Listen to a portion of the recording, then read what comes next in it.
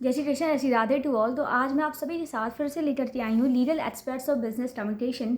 और चलिए पढ़ते हैं कि कौन कौन से केसेस हैं जहाँ पर अगर बिजनेस कम्युनिकेशन जो है वो अप्लाई नहीं हो रहा है या फिर बिजनेस कम्युनिकेशन को प्रॉपर फुलफिल नहीं हो रहा है, तो क्या लीगली इम्पैक्ट हो सकते हैं, क्या लीगल इम्पैक्ट आ सकते हैं। चलिए पढ़ते हैं।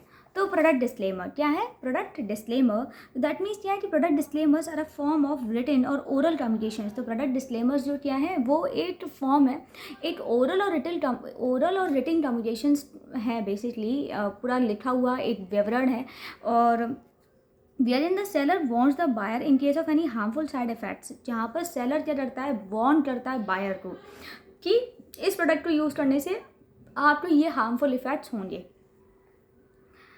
साइड इफेक्ट और डेंजर्स इन यूजिंग और कंज्यूमर या सर्टेन प्रोडक्ट की, अगर आप इस प्रोडक्ट को कंज्यूम करते हैं तो आपको ये चीज़ें भुगतनी पड़ेंगी या आपकी बॉडी में ये चीज़ें आ सकती हैं। If the seller fails to inform the buyer, अगर सेलर जो है वो फेल करता है बायर को इन्फॉर्म करने के लिए, और hides details from the buyer, और हाइड करता है डिटेल्स को बायर से, तो कह रहे हैं कि the buyer pairs the right to sue the seller for damages. तो जो बायर के पास क्या है, राइट पहुंच जाता है कि जो भी उसने छुपाया है कि इस प्रोडक्ट को कंज्यूम करने से ये हो रहा था, तो उसलिए उसको क्या करना पड़ेगा, उसलिए उसको उसका डैमेजेस को देना पड़ेगा। जैसे कि अगर आपने देखा होगा कि ये जो सिगरेट का यूज़ करते हैं या फिर जो तम्बाकू वाले जो लोग होते हैं, तो वो खाते हैं, उनके हमेशा देखना कि आप रैपर्स के पीछे कुछ ना कुछ एक पूरा डिस्क्लेमर रहता है कि अगर आप ये कंज्यूम करोगे तो आपको ये बीमारी भी हो सकती है। तो पहला पॉइंट है कि प्रोडक्ट डिस्क्लेमर, तो आपको ये चीज़ बड़े ही सही से बतानी है बिजनेस वालों को।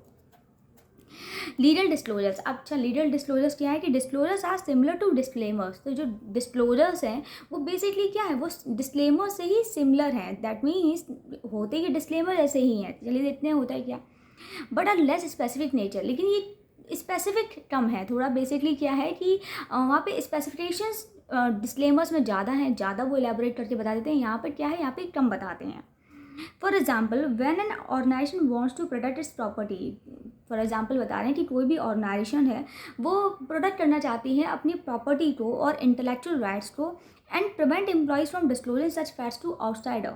और जो करते हैं, और वो देखिए बेसिकली हर एक ऑर्गेनाइजेशन के पास अपना इंटेलेक्चुअल प्रॉपर्टी राइट होता है, आईपीआर होता है अपने प्रोडक्ट को लेकर, और वो चीज़ अगर वो अपने एम्प्लॉयज़ को नहीं बताना चाह रहे हैं, क्यों नहीं बताना चाह रहे, वो इस वजह से नहीं बताना चाह रहे हैं कि क्या पता मेरे जो एम्प्लॉयज़ हैं वो उसको आईपीआर हो जाती है, सबको बता दें, सब में ढिढोरा पीट दे, तो वो नहीं चाहते हैं कंपनी वाले ऐसा।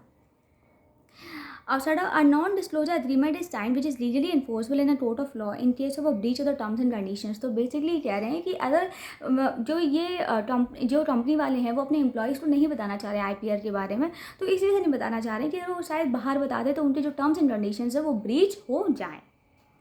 फाइनेंशियल रिपोर्टिंग क्या है? Financial reporting this is a most essential form of written communication. ये क्या है, ये सबसे ज़्यादा एक एसेंशियल फॉर्म है रिटन कम्युनिकेशन का, ठीक है।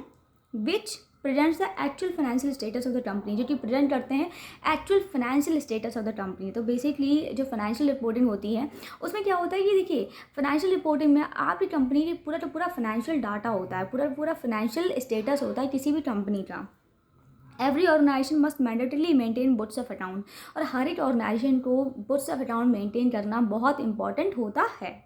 Which it presents to stakeholders, जो कि वो अपने स्टेक होल्डर्स को देते हैं। जो उनसे स्टेक होल्डर्स कौन होते हैं, जो कि बेसिकली उनसे डील कर रहे होते हैं, जैसे सेल्समैन हुआ, ये मार्केटिंग वाले जो लोग हुए, जो बायर्स हुए, ये सारे कौन है, स्टेक होल्डर्स हैं जो डील कर रहे हैं कंपनी के साथ। तो हर एक स्टेक होल्डर को फाइनेंशियल रिपोर्ट देनी पड़ती है। एंड एनी विंडो ड्रेसिंग और fraudulent accounting can be legally enforceable in a court of law. और वो जो विंडो ड्रेसिंग जो होती है और जो फ्रॉडुलेंट जो अकाउंटिंग होती है, तो वो बेसिकली क्या है, वो can be legally enforceable in a court of law. तो बेसिकली ये चीज़ें कोर्ट ऑफ लॉ में आप जाके इन्फोर्स कर सकते हो अगर आपने कोई भी गलत तरीके की इंफॉर्मेशन दी है अपने फाइनेंशियल रिपोर्टिंग में, तो जो बाहर के जो स्टेक होल्डर्स हैं वो कंपनी पे सूट कर सकते हैं। कॉन्ट्रैक्ट एंड इंटरनल कम्युनिकेशन क्या है? Contract and internal communication, business enter into new contracts and hold meetings every second day. देखो बिजनेस क्या होते हैं कि बिजनेस एंटर करते हैं, नए नए कॉन्ट्रैक्ट्स बनाते हैं, और ये करते हैं कि और मीटिंग्स को होल्ड करते हैं। हर दूसरे दिन बिजनेस में 22 मीटिंग होती रहती है with its stakeholders, and it is essential for business to maintain a record of the minutes. और हर एक देखिए ये एसेंशियल होता है, इसलिए एसेंशियल होता है बिज़नेस वालों के लिए कि वो पूरा का पूरा जो मिनट है वो किसी भी मीटिंग का रिकॉर्ड करें, जो मीटिंग में क्या हुआ है उसको वो रिकॉर्ड करें। Of the meeting reports and contract entered into not only for recording purpose but also to meet legal compliances। कह रहे हैं कि बेसिकली जो भी रिकॉर्ड्स हैं ये मिनट्स के, इनको मीटिंग्स के, इनको पूरा का पूरा लिखें और अपना ये जो पूरा पूरा लीगल कंप्लाइंसेस को मेंटेन करें। ठीक है। अब है कॉन्ट्रैक्ट्स एंड इंटरनल कम्युनिकेशन। तो business enter into new contract and hold meetings every second day. अच्छा ये तो हो चुका है, सॉरी।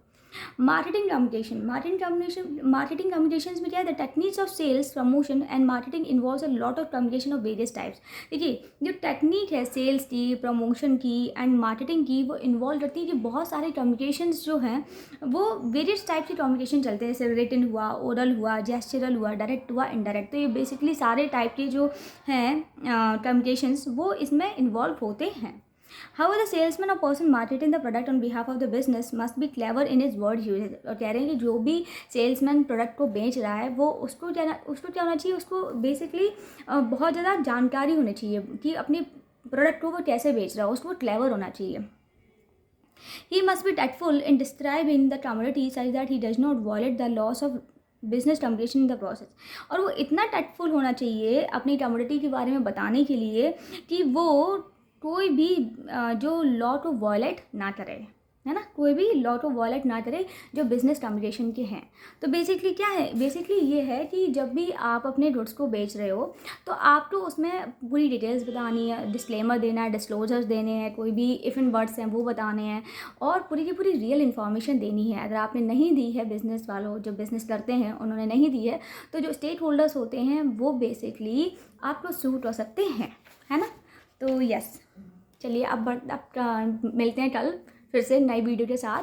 तब तक के लिए जय श्री कृष्ण, जय श्री राधे, और do subscribe and like my video, comment on my video. Bye bye.